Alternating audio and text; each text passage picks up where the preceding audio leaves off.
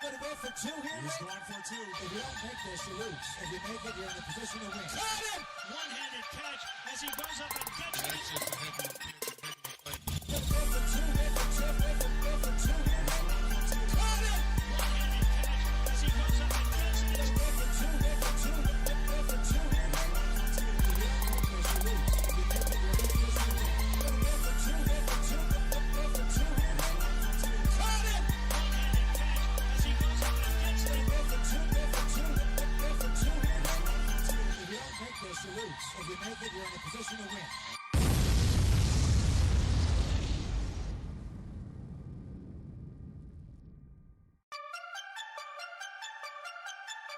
Gonna go for two here. He's going for two. If you don't make this, you lose. If you make it, you're in a position to win. Caught him! One-handed catch as he goes up and gets it. That's just a heavy play. Gonna go for two here. Go for two here. Caught him! One-handed catch as he goes up and gets it. Gonna go for two here. Go for two here. If you don't make this, you lose. If you make it, you're in a position to win. Gonna go for two here. Go for two here. Caught him! One-handed catch as he goes up and gets it. Go for two here. If you don't make this, you lose. If you make it, you're in a position to win.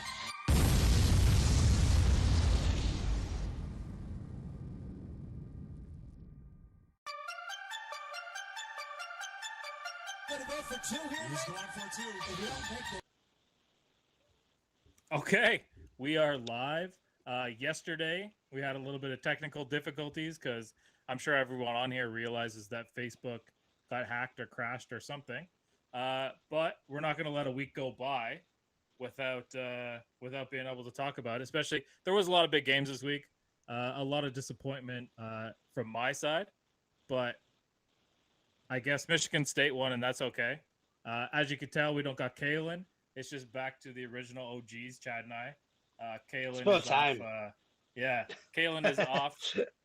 We gave him the day off because he's introducing a new child into the world. So we figured that was a good enough excuse to not talk football for a couple hours. But Chad, how do you feel about this past week? I know Saturday was probably a little rocky for you. Saturday was a tough one for me. I was out watching my guys play, and that didn't end well either. So that's a double whammy. I got a nice little text message saying, "You're Irish, fucking stink, and you owe me $300 for them losing." That was the text message I got. It was only halftime. It wasn't even over yet. And you know Jesse Maddox, that's a large man who wanted money from me. Yeah. So luckily there's a few kilometers between you, so yeah, you don't have to worry about it right now. I got a couple of provinces, so I'm all right. But yeah, no, it was a tough one, and I've been really dreading this game the whole time. Like, we talked about this back in the summer when this schedule came out, and I was like, I don't know if we have the dogs to compete with Cincinnati. And by the sounds of it, I was right. So that kind of fucking sucks. And I think that takes us completely out of bowl contention for the college playoff. Well, I mean, if you read my article, I left the light on for you, but it was I did see that.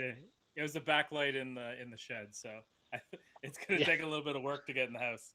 That felt like you literally only put that out there just so I could had that little sympathy vote. I'm like, well, at least Shane's on my side.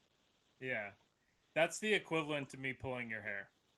I was going to say participation ribbon. Yeah, but we'll circle back for college because we do have a little bit of college to talk about. Of course, our Super Boost. We kind of got cucked on that from Carolina and Dallas. I thought both defenses were a little bit better. Other than you that, thought wrong.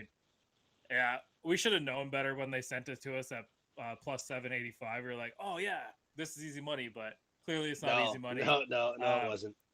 Other things that weren't easy money. We had two teams that were upset, both by New York teams. Tennessee went down. New Orleans went down. Now, eliminating the fact that the Saints were my survivor pick, who was this the bigger loss for? I mean, which one of these teams can withstand that loss that they just took? I think the Saints. I shouldn't say that. I think the Saints are done, and I feel like Tennessee, as rough as it was to watch your team lose to the Jets, I feel like they're going to be okay, given the fact that they're like the equivalent of the NFC East last year, except for them. Right. They're going to win their division. They're going to get at least one home playoff game, even if it's just a wild card game. They're going to be out. But they also left without their two. They also played with their two best receivers. So I'm not going to sit here and make excuses for them because you still allowed 25 plus points. Mm-hmm. But you are missing some weapons, so I'm going to say you're going to be okay, given the fact that two of your best offensive players weren't there, and they could literally load the box because they knew the ball was only going to Derrick Henry. Yeah, I mean, I would kind of like a blessing that Kalen's not here because he's going to talk about the value of what's AJ Brown, but it kind of goes to show. I mean, those guys are a huge part of their team, and a guy like Julio Jones that's had injury problems in the past. I think that they need to figure out who their number 3 is there, and they need to do it fast. I don't think that they have a tight end on the roster that's a capable player. But I do agree that, yeah, I mean, Tennessee can withstand this because Houston, Jacksonville, and the Colts are all shit.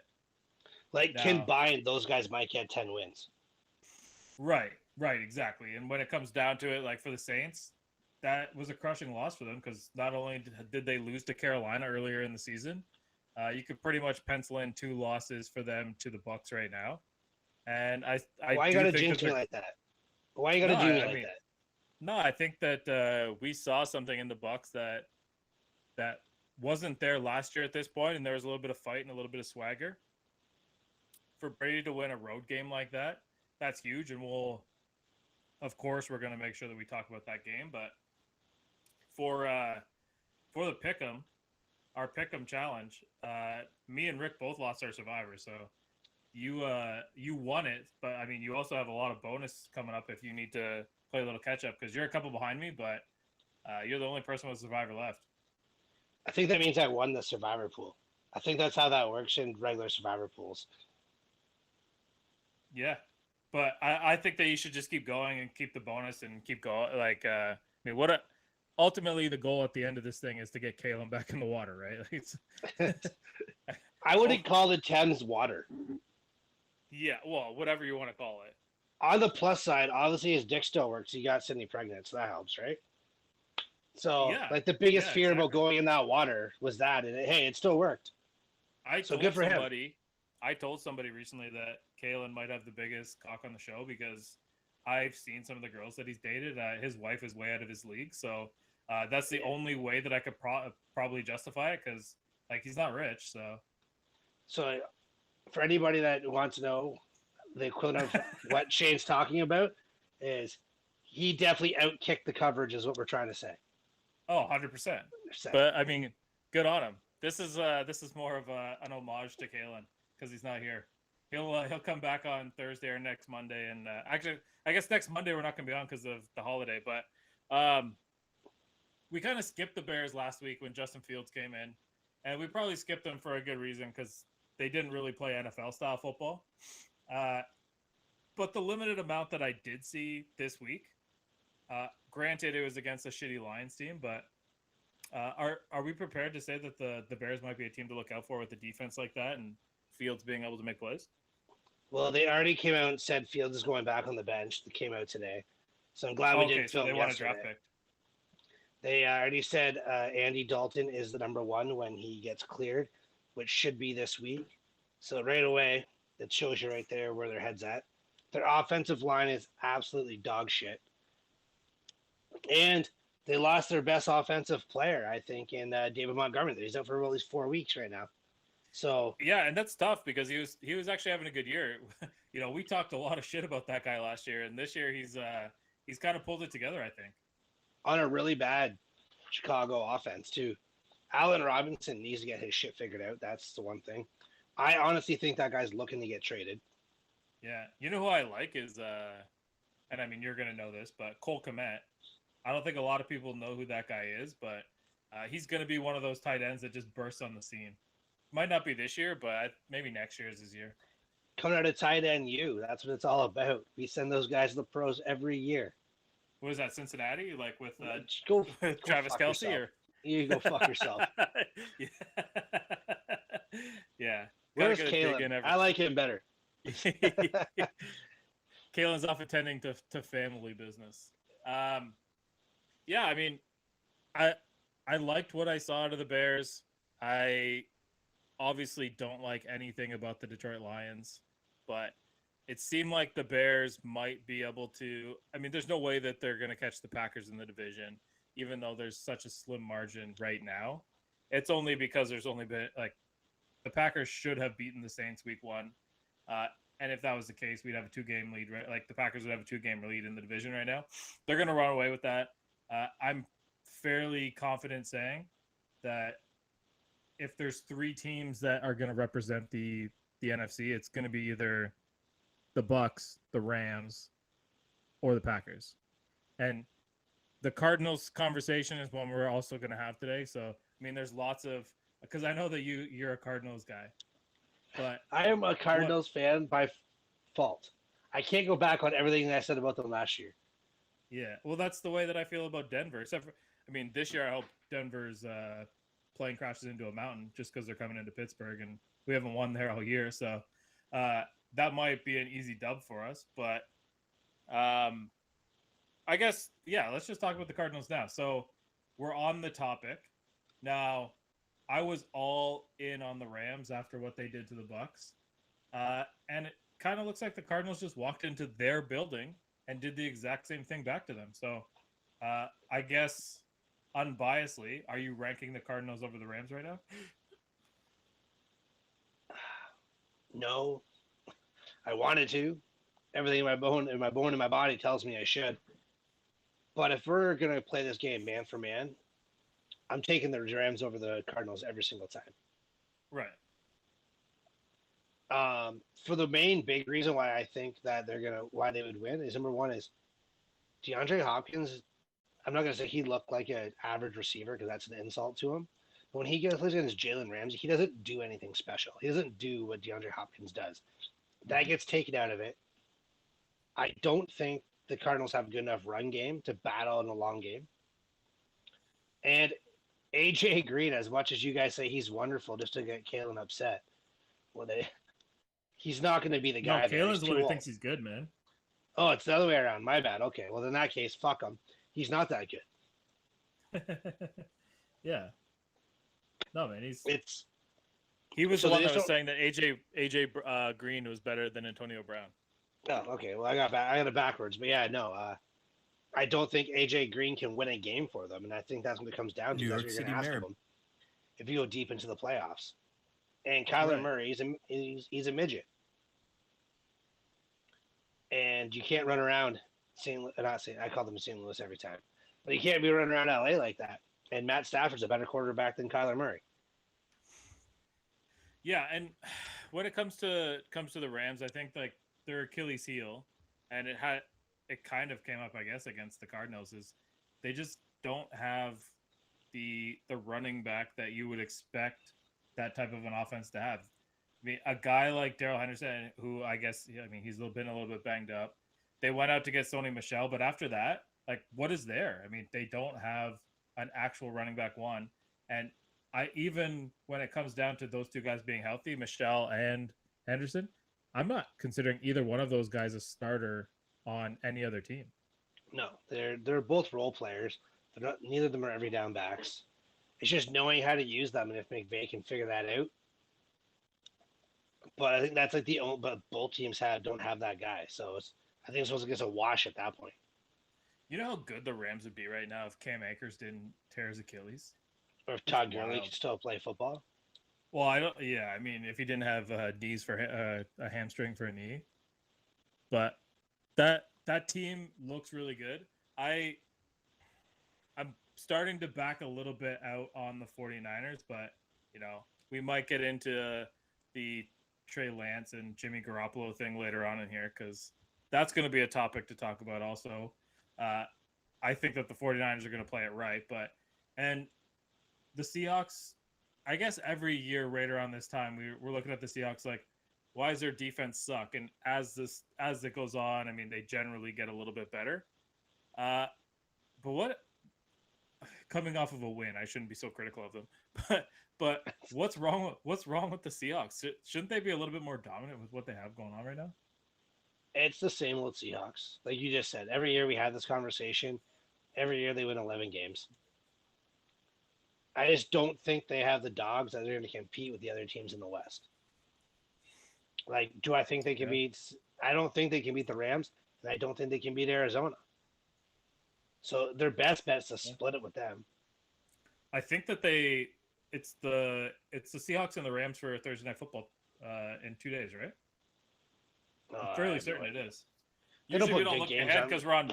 Yeah, we don't look ahead because of Monday Night Football. We'd be focused on that. But I mean, that was a wild game and all in itself. But They don't put good games like that on. They don't put good games on Thursday night, man.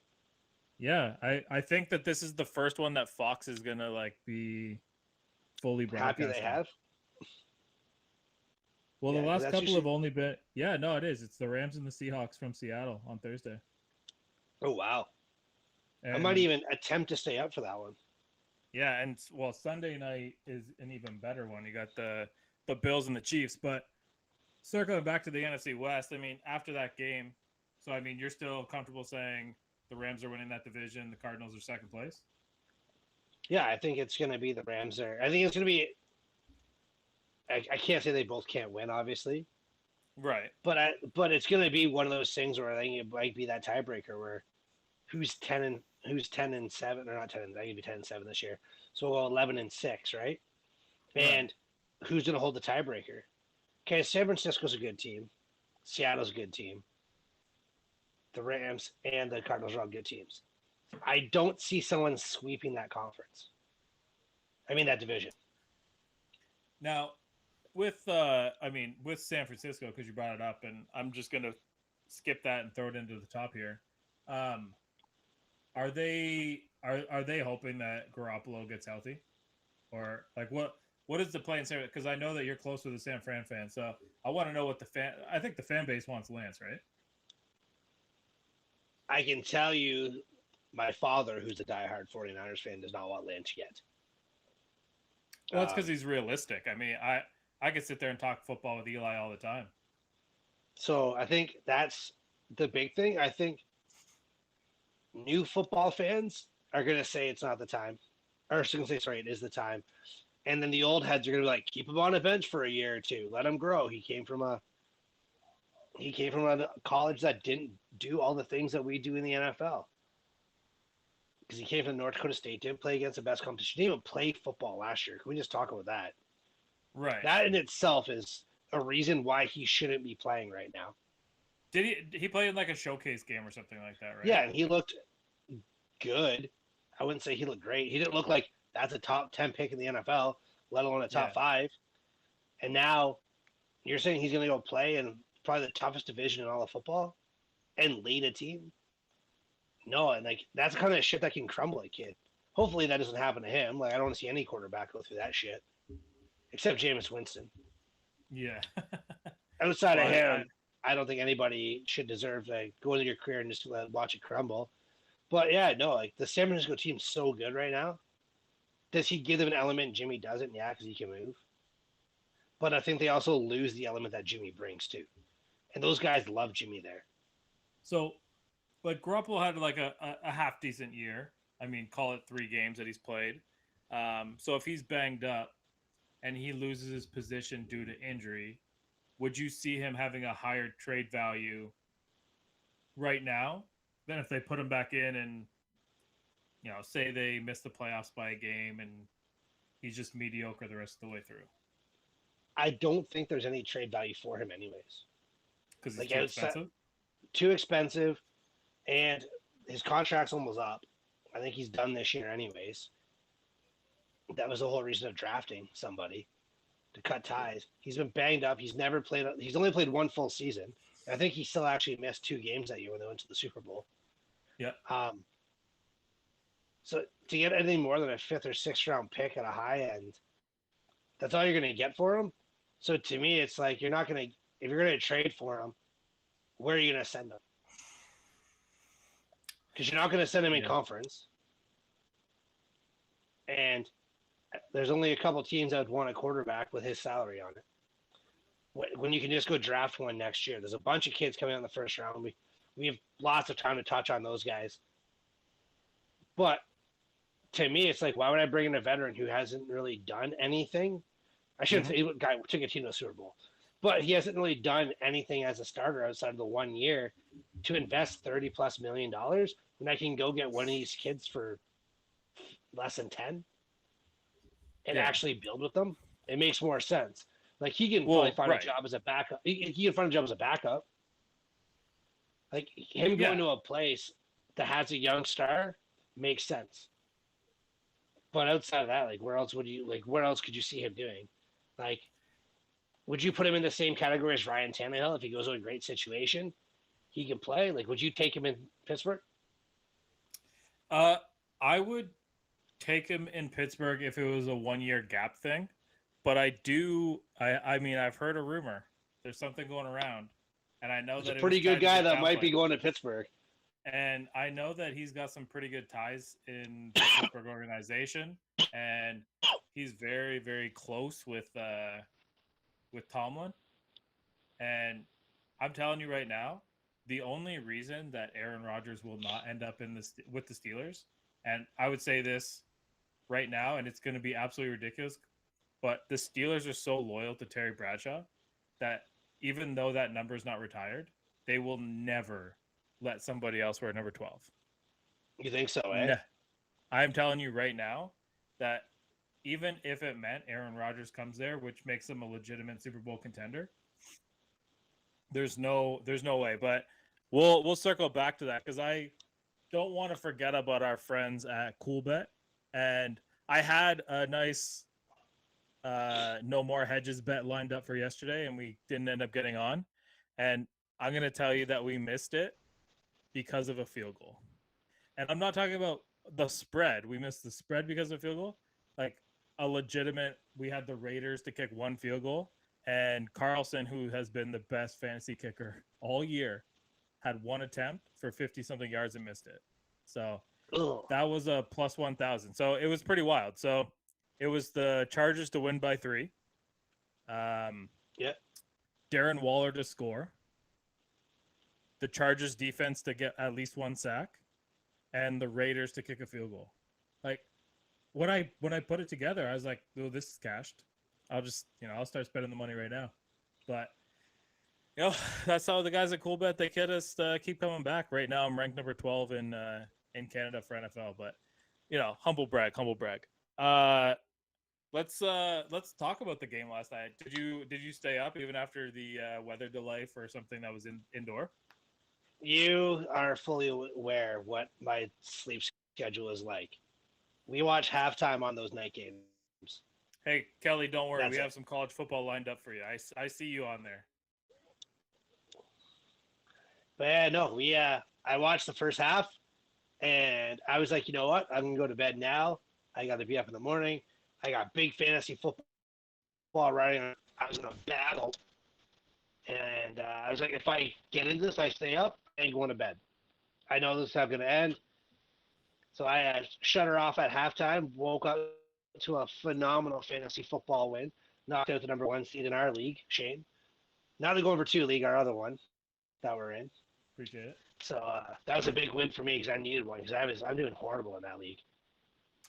I did see that. I mean, it's almost like you didn't draft your own team. No, I drafted that league. It's very unlike me to do that bad in that team. I drafted it. No, our league, I'm doing 3-1, but in my, like the league that you and I are in separately, I'm 1-3. Yeah, the Going for 2 fan league is. I mean, we need to get in touch with Chelsea Carey because she's absolutely slaughtering everybody, and we went out and got a hat made for her in San Francisco 49ers colors. So.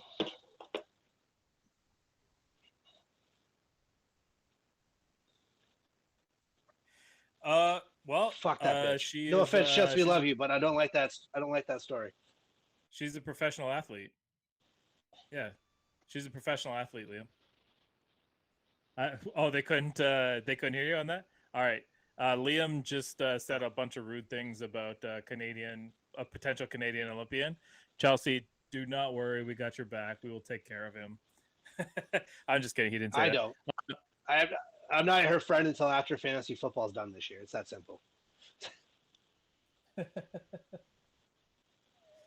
So Kelly's got 5 friends sitting around listening to this. That's a big day. Hey, we appreciate that. I almost feel bad putting the Sooners at 6 in my ranking, but Yeah. Don't cut them out almost, yet. almost. I mean, I watched the game, so I couldn't put them any higher than that. But when it comes to the game last night, I Justin Herbert first half unbelievable. Guy had 3 touchdown passes. Everybody was open. You walk out third quarter. Derek Carr looks like he was an MVP candidate for about 10 minutes. And then he came back down to earth. And I mean, overall, I think it's pretty easy to say right now that the Chargers might be the best team in the AFC. I mean, it's arguable because, I mean, the Bills are out there scoring 40 points and not giving up any. But it's arguable to say that in that division, I would think that the Chargers are the front runners, considering they beat the Chiefs and they continue to win. But how wild would it be if it was an all LA Super Bowl? Well, that would never happen. To me, the Raiders have to win a meaningful game. Sorry, James. No, all LA. I'm talking about the Chargers versus the Rams. The Raiders actually play in Las Vegas. I know it's confusing. They move every 2 years because they don't have a fan base. Yeah. I still think the Rams play in St. Louis, so it doesn't matter. Yeah. And I still call Washington the team that I'm not allowed to say anymore. So it all works out. Yeah, Derek Fisher's apparently still their coach, right? Jeff Fisher. Derek Fisher played basketball. Yeah, he stinks. He stinks. All right. Well, anyway, yeah. I mean, Monday Night Football was what it was. Usually, we don't really talk about it because we're previewing leading up to it. But I did just mention the Chiefs to you, and I want to make sure that we don't forget this. How bad is the Chiefs' defense, and how does it continue to get worse? They are horrible. That's the first thing I'll say. They are absolute trash. They have stars all over the place too, and they just can't get it figured out. Steve Spagnuolo is a great. Just past his time now, and the game's moved on from him. But I don't know. Maybe Tampa exposed him in the Super Bowl. I don't know what it was, but teams are literally just moving the ball up and down the field on them. They're getting no pressure on quarterbacks. They have one of the best safeties in football, and he's not even making plays out there. They have no one that can cover a receiver. So they're built to win basically on Patrick Mahomes' arm. And I understand Patrick Mahomes and Tyreek Hill are good football players. But you can't win playoff football games when the weather's shit. Mm-hmm. And that's all you have. You can't run the football. So you're not helping out your defense by sustaining drives. You're not going to win 44-35 in the playoffs. It's not going to happen. And until they figure something out, they need to either make a move. They have enough stars on the offensive side of the ball to make a trade. They have draft capital. Use it. Get someone in there that can stop somebody. You can't tell me there's not a corner out there you can just throw on man-to-man with somebody. Well, right, yeah. I mean, and also, let's keep in mind that they just beat the Eagles, who might be the worst defense in football. They are god-awful. And that's easy to say after a game like that. You play a team like the Chiefs, but that's back-to-back weeks that they have just got annihilated. I mean, the Cowboys took them to school. The Chiefs were not merciful against them at all. It's gonna get bad for the Eagles, and I think that the Eagles, as much as it's not Jalen Hurts' fault, the Eagles might be one of those teams that are gonna draft one of these. It feels like there's 7 or 8 quarterbacks in college football right now that are gonna be first-round picks. Well, I think that'd be another spot. Well, I think that'd be a good spot for Jimmy. He could go there and play behind Hurts. It also gives him a real shot to win the starting job going against. Yeah, I would go there and play with that O-line. Well, if they're going to pay you. Yeah, no, man. I would rather work at McDonald's than play behind the Eagles O-line. Now, is the Eagles O-line worse than Oklahoma's O-line? Hey, that's a good question. But so here's Oklahoma sent a lot of guys to the NFL, and like their center most notably, who is, I mean, you go from Oklahoma to being the starting center for the Chiefs. I think that's a pretty big deal. So Creed Humphreys, as much as I know we're trying to trigger our Oklahoma fans out there, I mean Creed Humphreys needs to get his respect because that guy is a baller. No, but like that Philadelphia line, you're right, is horrible. But like you're not to go behind Jalen Hurts. And by the sounds of it, that's Shapiro's guy. He's not going to go anywhere else. He's not going to draft a quarterback. Because I'm not saying Carson Wentz was the answer by any means, but you went with a unproven Jalen Hurts. Yeah. To lead your team as a first-year head coach. So it'd be a really weird move and a bad move to go against that in your second year and draft somebody. Right. When you need so much other help. I agree. I think oh, there it is. I was gonna say I think that our live stream just went down off Facebook, but it doesn't look like it. I think that my phone just stopped working for a sec. Cool.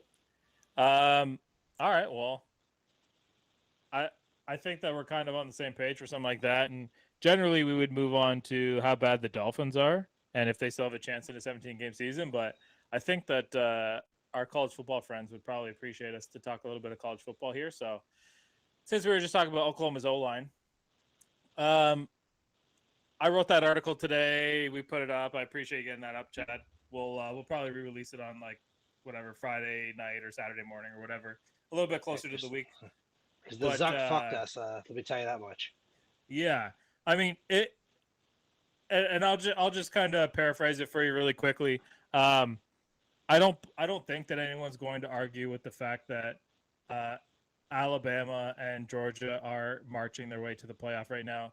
They're most likely playing each other in the SEC championship game.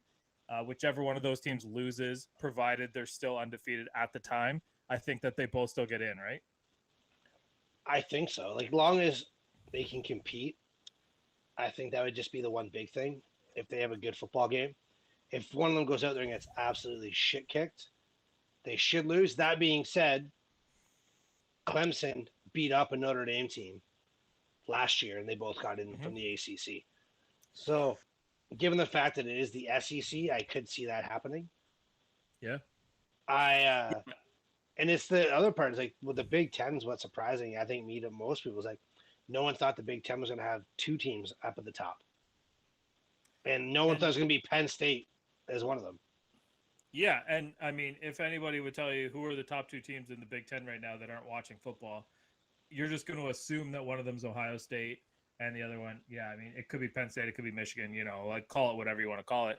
But the fact that Iowa is worked their way all the way to where they are, and I mean, they've earned it, but in a showdown, I mean, Iowa is playing Penn State this week, so one of them are knocked out.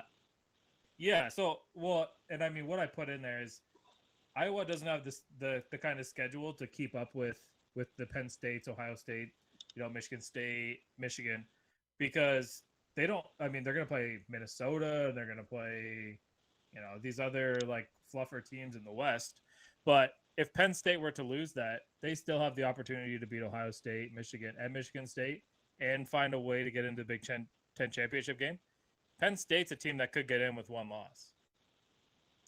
It just comes down to is a one-loss Penn State team better than like a undefeated Oklahoma team? I think no. I think just given the fact that it is Oklahoma, this isn't even for our fans out there. This is strictly if a team runs a table in a Power 5, they're going to be in. Unless the only way they're not is if you send in two SEC teams. Like you're not going to send in two SECs and two Big Tens. Right. The ACC is absolute trash, so they're sending nobody. The Pac-12 gets no love. So it makes sense that you're going to send in a Big 12 school. Yeah, if Oregon losing to Stanford eliminated the Pac-12, right? I think so. And then, yeah, you can send one Big Ten team in. You know the SEC sending two. ACC sending nobody. So, yeah, I think Oklahoma falls in that category.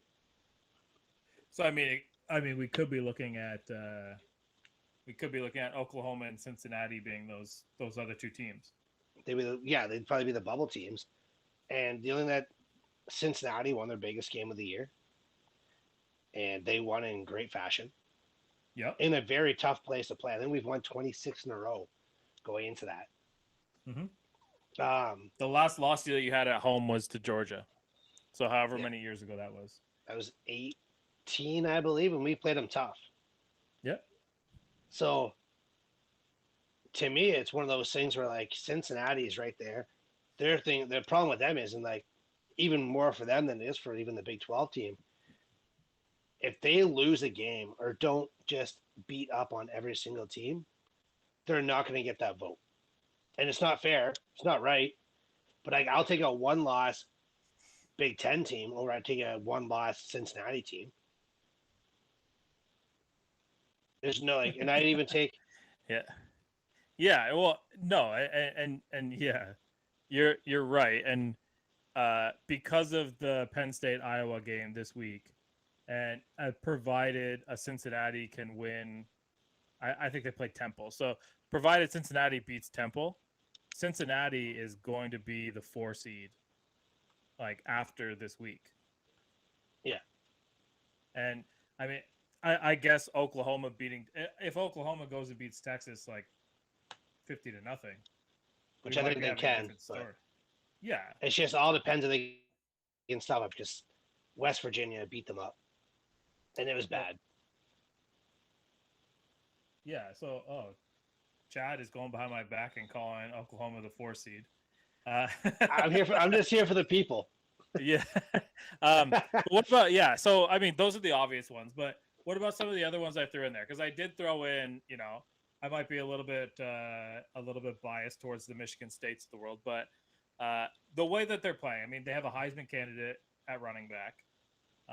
Peyton Thorne is playing way better than anybody thought he could.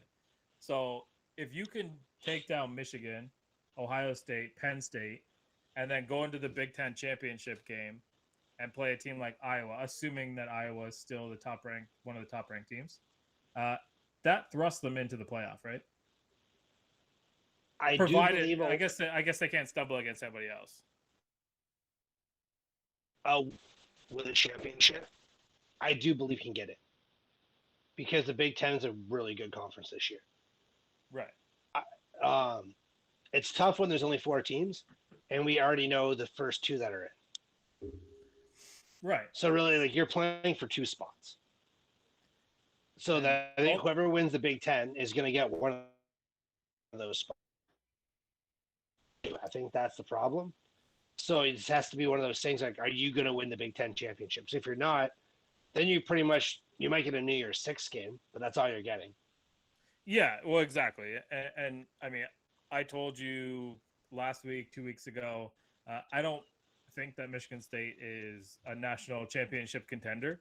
And personally, I mean, if it means us going to play Alabama again, I'd just rather not. Like, I would rather see another team get in there and like actually make it happen. But yeah, I mean, I think Alabama is kind of marching through here, and it's going to take a team like Oklahoma reaching their potential, or a team like Cincinnati who has the chemistry, maybe Georgia, but Georgia has a tougher schedule down the stretch here, and if they have to lose that, if they end up losing that game to Kentucky, that puts Kentucky into the SEC championship game, which that's an avenue that I could see Georgia being held out of the playoff. And I mean, either way, we'll see. I think that I put up that 16 teams with a realistic chance. I'd say probably by the end of this week, we'll be down to 12. Just based on Just so you're aware, it's been 4,322 days since Texas has won a Big 12 championship. Wow. I hope that's a real number. Sounds like they should Join- move to a more competitive conference. It doesn't seem like it's a. Jeez, That would hurt a bit. Yeah, that's embarrassing. Where's Canada? Well, yeah. That college football talk is brought to you by Kelly in Oklahoma. We literally only do it for you because I mean we love college football, but not everyone up here does. But we do it literally for you.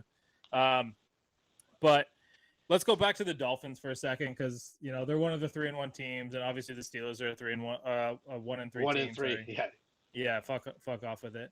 And there's a couple other teams out there. Now, the percentages of being 1-3 and making the playoffs typically has been about 10 to 12%. Now, with the 17th game, do you think that makes 1-3 a little bit less panicky? I mean, if you go 2-3 after this week, you're in a much better position, I think. Yeah, I think if you can go 2-3, yes. But if you go 1-4, she's done. Yeah. I think that's the easiest way to put it. I think the problem is I think everybody's had such high hopes for this Dolphin team, except for you and I. Like, we have a good fan down in Windsor, and she's a Dolphins fan. We had Mike Darling, who's a Dolphins fan, and they told us all these great things about Tua and how he was going to be the guy. And what we have found out is he is nowhere near the guy. Yeah, I mean, and if you have a on Justin quarterback Herbert. that's 105 pounds and left-handed, you're probably not the guy. Are we safe to say that they should have probably taken Justin Herbert? Yeah, that feels accurate at this point. Yeah. Yeah. I feel like it just would have worked out a little bit better for them. Yeah, I think that Dolphins team, they don't have a receiver. Like, I don't think Waddle was the right pick there. I think they needed other things. I'm sorry, I know he's a good football. Like, you can't be 5'9" and be a number one receiver in this league. Yeah, I mean, I kind of like Waddle, but yeah, I hear what you're saying. It just seems like last year, or I guess 2 years ago, they started to make their progress, and last year it felt like they were almost there. I think they won 10 games and missed the playoffs, right? Or was it 10 or 11? They're like the guy that was like the starting quarterback and won a district championship in Texas, and they peaked in high school. Yeah, that's literally what the Miami Dolphins are. Yeah, and now he's selling cars at the used car dealership, showing off his district championship ring. Based on the way that they just played against the Colts, I don't even think they're doing that well. I mean, they're supposed to. I didn't say he owns his own car dealership. Yeah, they don't. They should have a better run game, but I just don't. I mean, they just seem like they're a mess right now, and I gotta tell you, I think that if the season continues to go in this way, the Dolphins might fire Brian Flores after this year. You think so? Yeah, well, all you're doing is regressing, and you're regressing with you're supposed to be getting better talent, and you're supposed to be collecting the roster that you want. And I like Brian Flores. I actually have I kind of like the fact that the Dolphins went back to that older style of jersey, the like retro style of jersey. Yeah. But watching them play football, to put it simply, they are just not very good. And Jacoby Brissett is about 5 years removed from being anything viable in the NFL. And I think that what's sick about it is if Tua was there, they might not have a win at all. I guess he beat the Patriots, so I guess that's a stupid comment, but somehow they would find a way to lose that game. I don't know. I don't even know how that would happen, but yeah. I can't talk too much about the Dolphins because, like I said, the Steelers are also 1-3. But if you had to give me a choice between those two teams and which one of those teams is more poised to make a run, yeah, I'm sorry, I could be a little bit biased, but I'm probably going to stick with the Steelers and a team that look like, and whether I'm full of shit or not, they look like they had something figured out offensively towards the end of the game. Now, that was clearly the fact that your tackles can't hold up. So maybe bringing a tight end to crack every once in a while doesn't hurt Ben Roethlisberger's feelings at all.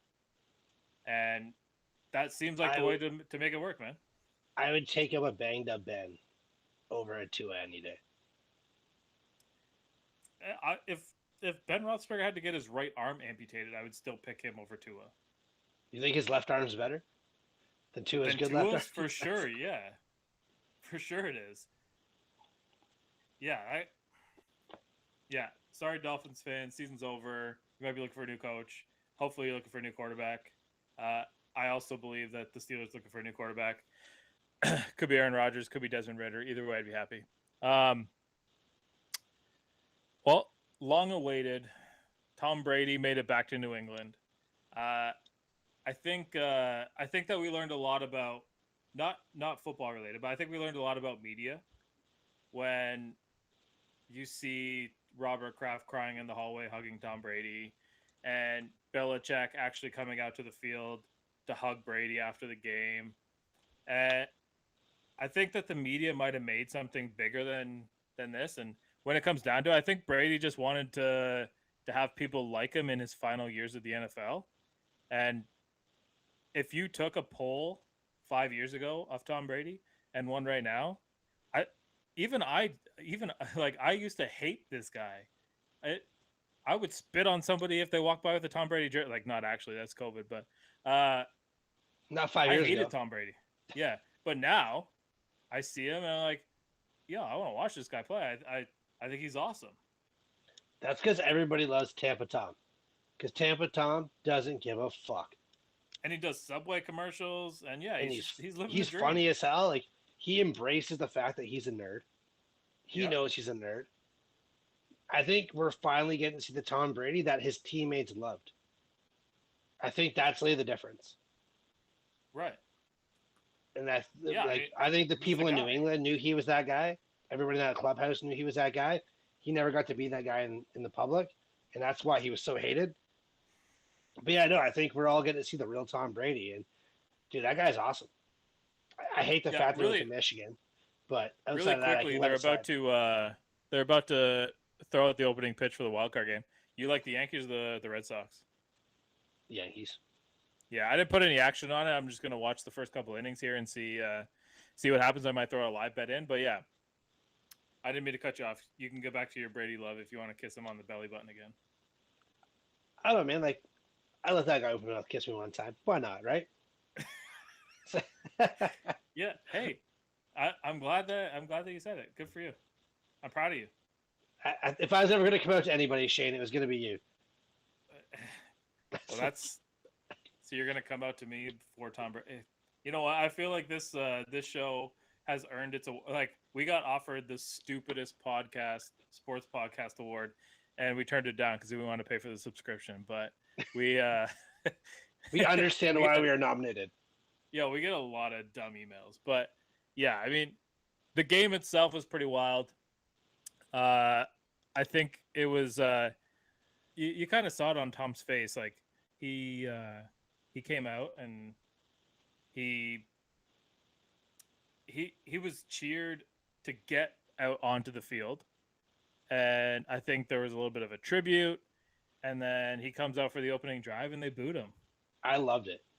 I don't know how the hell they planned that. I mean, how could they possibly have planned that? They probably put a piece of paper on everybody's seat saying, this is the protocol of what you're going to do. And I think that's really what this came down to, because it was Good for phenomenal. them. They did. They gave really him his well. they gave him a little love session, and then they made sure they knew that he wasn't at home. Yeah.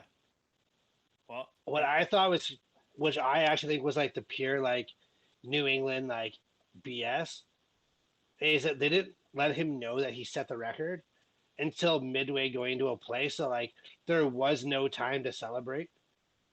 Like he had that big completion over the middle, and they're like, "Oh, he's 1 yard short of the record." So they throw a screen. So like, and then like as he's at the line, they're like, they pop it up on the big screen like all-time leader in passing yards as he's now throwing a screen to Antonio Brown. It's like yeah. they didn't even let him have his moment. Like they did that shit on purpose. Because Tampa called that screen strictly to get on the record, and then they're like, "Nope, hold on, you got it. Just kidding." Right, and yeah, I don't really, I don't know. You would love to say that wasn't planned, but based on the way that New England's track record is with that type of stuff, I'm sure that Belichick had a hand in making sure that all the fans knew to boo him on his way out to the field. And I'm sure that 100%. Belichick had something to do with the fact that the ref spotted the ball a yard too short and then moved it back. It just feels too fishy for it not to be, I don't It's a know, New like England thing to do. I think that's all we have to say. record-breaking gate. Yeah, I mean, what a joke. And I mean, ultimately, my biggest takeaway from that, I mean, we were pretty convinced that Tom Brady was good at football, right? It's not bad.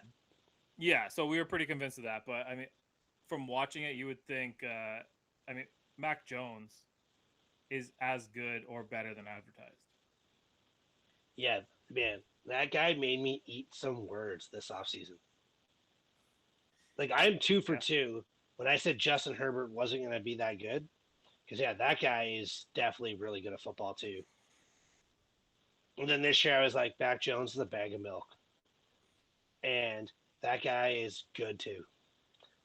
The Well, two and quarterbacks I said were not the guys coming out of college, right now look to be the guys. well, whoever you think is not the guy this year, I hope that the Steelers draft him. So who's not the guy this year? I mean, I know that you hate Spencer Rattler, but I think you hate him because he's got red hair, right? That's the only thing. Unless that's the only reason. Yeah. You Yeah, can't I mean, have red hair and an afro up top. Doesn't make sense. nah, man, it's 2021. You can have whatever you want. Uh, when it comes down, yeah, I mean, if Spencer Rattler's the guy, he's the guy. But yeah, I mean, Mac Jones did everything he could. He put his team in a position to win. He threw an interception, but it's bound to happen. Uh, how loud was that cling off the upright? I I don't know if think I've ever they, heard anything like that. I think it actually was hurt in Boston from Gillette Stadium. It's about 25 miles away. Yeah. Yeah, I mean, it was a crazy game. With all the hype around it, I'm glad that it was able to live up to it. It wouldn't have been as fun if Brady went in there and slaughtered them, or I mean, I don't think there was ever a fear of vice versa, but it probably leaves you as a New England fan with a little bit of hope. And as much as participation ribbons aren't really what we provide for this show, that is a participation ribbon for anybody that's a New England fan that wants to know. Yeah, the team's probably in okay hands. You're probably gonna have at least maybe a 500 record this year. Your defense is probably better than you thought. You're not going to the playoffs this year, but yeah, there's light on the edge of the horizon for you, so that's not a problem. Now I want to move over to the Browns for a second because this is why I was hoping Kalen was on here, because this is one of the teams that I really wanted to hear his walking back on, because he says that their offense is supposed to be awesome, and I mean we both know watching that that their coach, even if it was just that game against Minnesota, he has a tremendous ego, and he was not calling the plays to get these guys in the right spot. Baker Mayfield missed a couple of throws that, like, they're JV throws, and Odell Beckham did not let him forget it. And as much as the Browns defense might be getting a little bit better, I think that their offense is taking a step back. And what's wild about it, they should be taking the next step, because this is the first year of Baker Mayfield's career that he's had the same offense, like, going in. So first things first, why you gotta do my boy Baker like that? You know how I feel about Baker. I love Baker. Why you gotta be like that to him? I watched the whole game. I Man. do watched every believe down. that Stefanski. I don't want to say that he's letting himself get ahead of what the Browns are, but they have to be a run first team. I love Baker, but Baker needs the run to play great. When they run the ball and move the ball, he can literally go out there and be, I'd say, probably a top 7 quarterback in this league. Mhm. If they can run the ball. If they can't and they get away from that, you're asking someone to do what doesn't fit in their comfort zone. Losing Jarvis Landry really hurts them. Odell is not the receiver that he was 5 years ago. Right. Odell doesn't do the things that actually work for Baker's game. You need a guy like Jarvis who goes across the middle, can run those short to intermediate routes. Odell's an intermediate to a long route kind of player. Yep. He's got great hands, but he doesn't actually get a lot of separation close to the line. And that's where Jarvis can do his work. They don't have anybody else here to catch footballs. Is it Peoples Jones? Is that his name? Yeah. The other receiver there. Hmm. He's exactly what he's supposed to be. He's a role player. And so when the quarterback loses that comfort that they have with Jarvis Landry, and you're not running the football the way you should be running the football, you're taking away the two biggest things that this makes this quarterback be a very good quarterback. And if you're not going to run the football and you don't have that guy, well, that's on the coach side. That's play calling. And if you're going to let that happen, like, don't leave your quarterback out there to dry. Yeah. He went for it a lot on fourth down. They did not get it a lot. Ultimately, a 14, I believe it was 14-7 final. If they were playing any other team, and I mean, this is going to bury the Vikings. It seems like all I'm doing is burying teams here, but the Vikings are awful, and for whatever reason, with all the talented players they have on offense, they are just not very good, and defensively, they might be worse. Their biggest acquisition in the offseason was Patrick Peterson, who's a 32-year-old corner that is, I mean, he's on the wrong side of the speed that he needs to have to be a number one corner. And I guess for the Browns, if you can stack wins against a team like that, do you really care about style points, or do you care about this or that? But I think that you have to, right? Like, you have to care a little bit that you're winning games, and when you go into, I guess they lost. I mean, they lost to Kansas City, but when it really comes down to it, who have the Browns beaten? No one yet. They beat Houston, right? I think everybody beat Houston. I mean, they beat Houston, they beat Chicago, and they beat the Vikings. I don't know. I'm not that impressed, man. Now, are the Bengals the best team in that division? No. No. It's the Ravens by default. I mean, they don't even have a quarterback on the roster, but their defense will keep them in it. Their offensive scheme, as much as it's not gonna win you playoff games or win you Super Bowls, if you need a third down conversion, you know that Lamar Jackson's gonna get it for you as long as you just have to throw it. And ultimately, like, they have plug and play running backs, and Latavius Murray, he's not as good as he was 5 years ago, 3 years ago, 2 years ago, last year even. Le'Veon Bell's trying to get his legs under him. Devonta Freeman it feels like they have the 2017 All-Star team in their backfield. The problem is running backs don't last that long. But yeah, I mean, right now, if you ask me to pick a team to win the division, yeah, I'm gonna say it's Baltimore. If you ask me 3 weeks from now when the Steelers are 4-3, I'll probably say Steelers. But that's you guys know how I roll with that. What do you think Cincinnati's the best team in that division right now? I think it's the Ravens. I agree with you there. Yeah. I don't think it's the Steelers. I'll tell you that. I think the Steelers are. I think they'll win 8 games. I do believe that. I don't think they'll win more than that.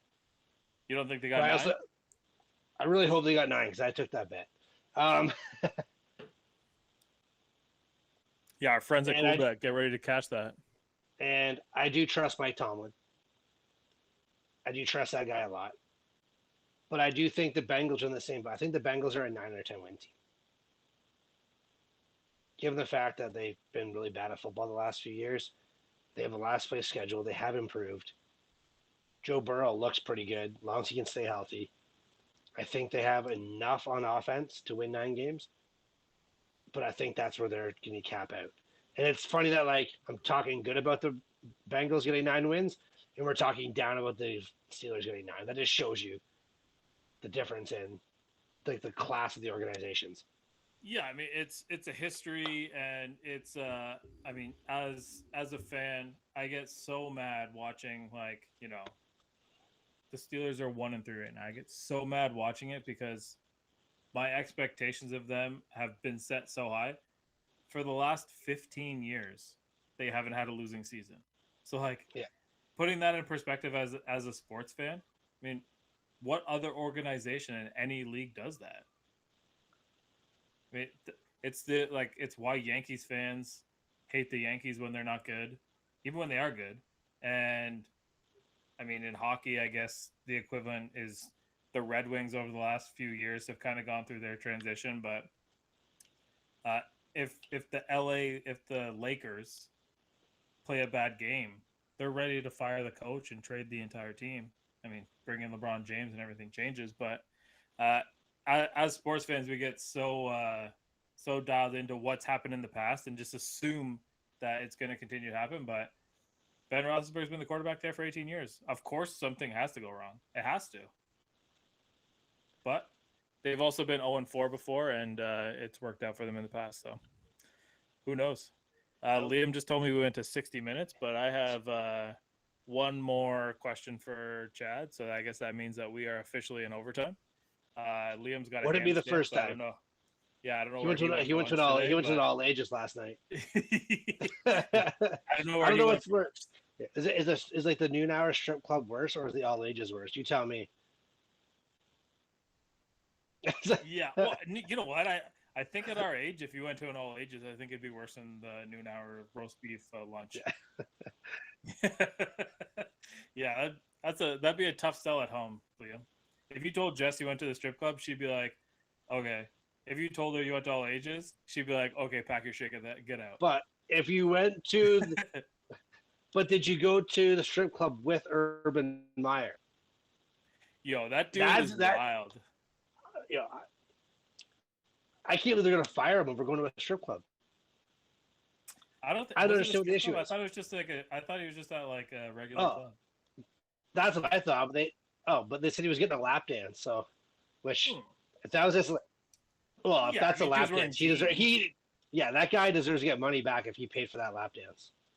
Yeah, I mean, if you're getting a lap dance in jeans, yeah, I hope you didn't pay for that. That's a tough one. Yeah. Yeah, I think that, I mean, the guy's a legend in that area. I mean, if he went to some college bar, which was like a wild thing to do as a 55-year-old man, but I don't know. I don't know his living situation. I don't know. Maybe he's single. Maybe that's where Liam was with him there. Liam is shaking his head. Is that Urban Meyer is not single apparently? No, he's not. His wife is probably so mad then.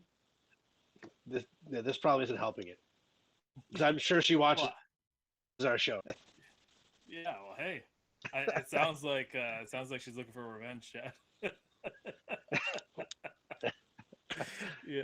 Anyway, that's why this show Next is the topic. stupidest show Next in the world. topic. But yeah, so we're through what would be normally considered a quarter of the season. With the 17th game, it's kind of weird, but. So through the first quarter of the season, what's the biggest surprise to you? Whether it's in a good way or a bad way, I mean, it could go either way. Oof. I think the biggest surprise actually is the Arizona Cardinals. To me, like I was so high on them last year, they let me down numerous times. I bet on them lots. I lost lots of money on them. I kind of threw them out, and it's the way they've been winning. They've won close games and they've blown teams out. I think Cliff Kingsbury has kind of figured out the NFL game now. And so is Kyler, and they're really in sync. So I think the two of them together has really surprised me. And the only other one I'd say was like on the other end of that is the Kansas City Chiefs. I don't think they're that good. Yeah. We already talked about why they're not good, so I'm not going to go down that road again. But I think that really that surprised me. Yeah, I mean, and we're not convinced that Josh Gordon's going to be the saving grace on this one, right? No. All right. Well, for me, I'm going to say I'm surprised how good the Cowboys defense is.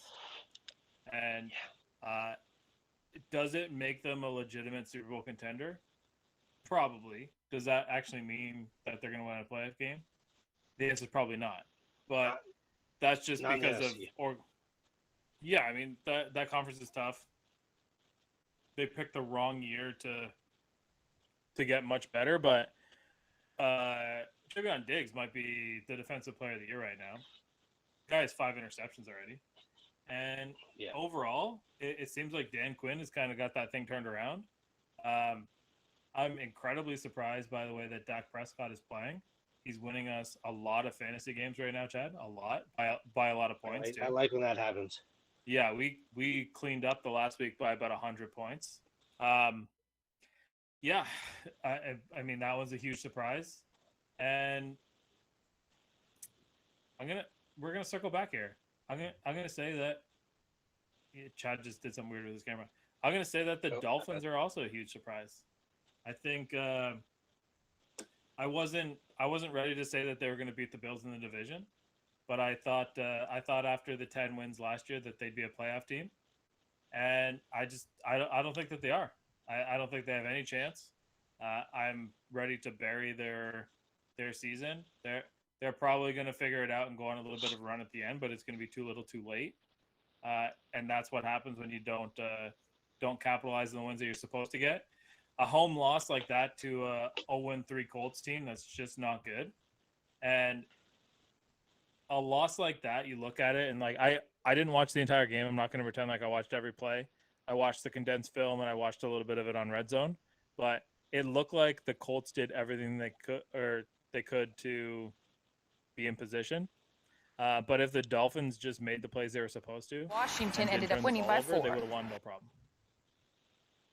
And it's kind of the way that it went against the Raiders too. I think that they should have beat the Raiders. I mean, we should be looking at a potential 3-1 Dolphins team versus the 1-3 that they have created for themselves. And well, that's what they are, and we know who they are, and we know who Tua is, and it's showing. And Brian Bull's going to lose his job because of it. And we said this last year. We were talking about this. That Tua would not be the guy.